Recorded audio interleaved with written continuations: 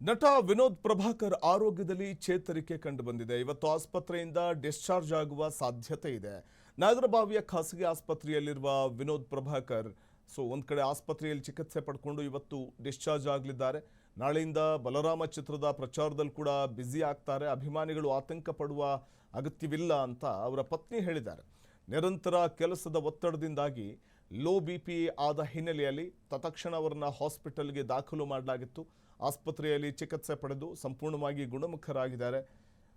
Tiger Prabhakar ಅವರ ಪುತ್ರ ವಿನೋದ್ ಪ್ರಭಾಕರ್ ಅವರ ಧರ್ಮಪತ್ನಿ ಕೂಡ ಈ ಸಂದರ್ಭದಲ್ಲಿ ಮಾಧ್ಯಮಗಳೊಟ್ಟಿಗೆ ಮಾತಾಡಿದ್ದಾರೆ.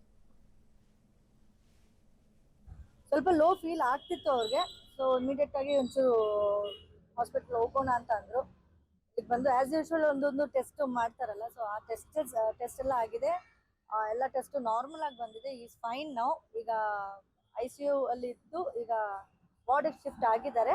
But is getting better. ಈಗ ಪರವಾಗಿಲ್ಲ, ಹುಷಾರಾಗಿ.